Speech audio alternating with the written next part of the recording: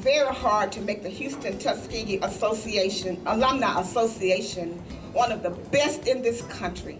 Some dynamic men, and they've helped by providing the funds, the majority of the funds that we have for this event this evening. 96 graduate. One of the best 4 years of my life, I can almost say. And I still have lifelong friends, and anytime there's scholarship, anytime we can help kids go and try to get that same experience that I experienced, I want to be a part of it. So thank you guys. I'm a General Electric executive, and it's great to be here with you tonight. And to be part of such a wonderful event with the Houston Tuskegee Alumni Association. And GE, been in Tuskegee and supporting a lot of events for many, many years. And it's been a great partnership that we've done all over this time with great leaders like Kia, Grady Bronex, two exciting leaders who have done wonderful things with General Electric and also with Tuskegee. So this is a replica of and I don't know, Mike, if you had a chance to mention this, the P-51D Mustang that was flown by the Tuskegee Airmen, and we wanted to make sure that you had an opportunity to have that. Brady's already said he's going to steal it. The whole time I kept saying I want one of those. You got one. You won't be getting that one. It's the place that they want to be. I'm going to ask these students to come up. They will be, when I call you, these are your future employees. Thank you. Good evening, everyone. My name is Stacy Hendon. I'm the chair of the Raffle and Silent Auction. I'm a 2005 graduate from Tuskegee University. My major was sales and marketing. My co-chair is Taylor Salter. Oh, can you hear me? Sorry. My co-chair is Taylor Salter. She's a 2014 graduate, political science major. To share, he really did and does love Tuskegee. He said the following: I had a good experience with Tuskegee. It's one of the things I tell people, particularly of African descent, that you ought to be afraid to die until you've gone to Tuskegee, Atlanta, and Africa. So I was excited to see that. My friends at Texas Southern got some word of wisdom. So thank you. Congratulations to the honorees. Dr. Lucy Bickham. Dr. Bickham, there you are. We want everybody to see you. Can everybody see Dr. Bickham? Dr. Joanna Thomas Smith. Dr. Thomas Smith, where are you? There she is. Mrs. Josephine Tervalon. There she is. Mrs. Tervalon that I learned this evening. Miss Tervalon is a Miss Tuskegee. Yes. All right. And she also has a Miss Tuskegee assistant with her, B. Sal.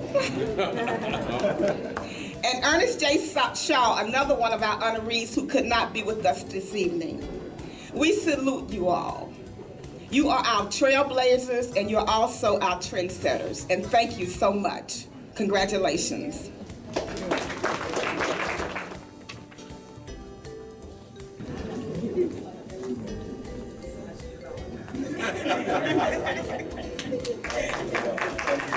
Thank you so very much.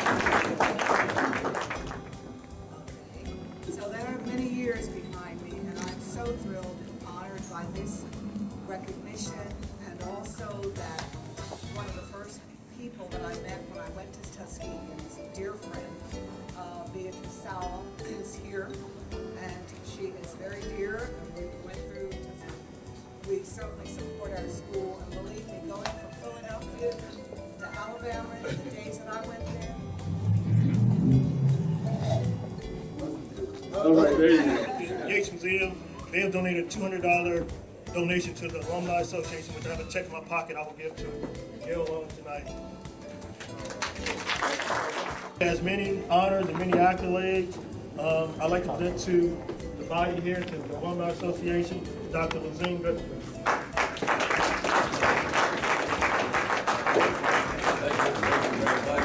I just want to start off to indicate that I feel right at home with you, with the Tuskegee graduates.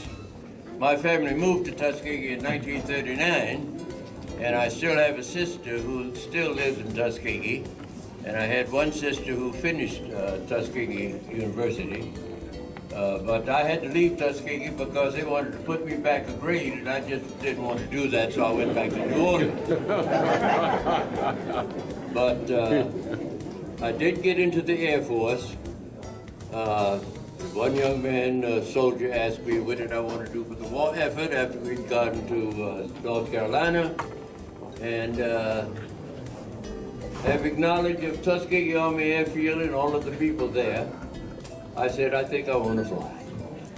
And that I did, and about a month or two after going through the exams at Keesler Field, they shipped me back to Tuskegee. And there I was back at home, and I was the only guy who could fly over home, buzz the engine, and Mom would run out and wave at us. And my classmates tried to do the same thing, but Mom said, no, that's a little bit too much.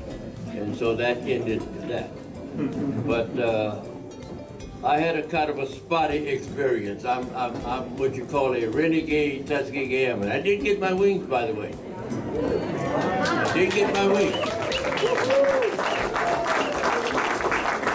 But in both cases, even as a student pilot, I always believed that I really preferred to be back on terra firma, and so I would take a plane down and buzz somebody's yard. And when they sent us to combat training in Walterboro Army Airfield, when the war was over, I knew that my tenure as an airman was over, so I took that P-47, and I knew a girl up at, it's always a girl. And I took that plane and took it down on the deck at South Carolina State College. And so the colonel calls me in the next day, he says, we got you. And we'll give you a choice. If you stay, we will court-martial you, but we can give you an honorable discharge. I said, get the papers ready. And when I went the next day, I got my honorable discharge. In 31 days, I had registered at 2 universities. One was Southern University, where I had already previously spent 2 years. And the next university, that 31st day, I was getting on the campus, I went to University of Michigan. And so there at the University of Michigan, I got a BBA in accounting and an MBA in banking and finance. Now, I don't know what Michigan thought I was, but the senior accounting professor called me in, Professor Payton. He says, look, he says, I want you to know now, of course, you've graduated from this institution, but you understand you won't be able to get a job when you leave here. So the conversation was short, and I said, I know that. And he was right. I went to Chicago, and so I came back to New Orleans as a result of that experience, and came to Dillard, where I taught for a year, then came to Houston, which was a good move, and joined the faculty at Texas Southern, and the president one day said, all you folks without a PhD, you got to get ready. You better get us one. And so that I did, and so I ultimately got a PhD at the University of Texas, and I stayed there some 40 years as the dean of the first school of business accredited by the AACSB, the American Assembly of Collegiate Schools of Business. And we set the pace, and I can tell you that admissions requirements does get you a better student. And let me tell you, you can tell the difference between the student who comes in with admissions requirements and those who come in with open admissions. But I'm very happy to be here and to join you. I feel at home, and thank you very much.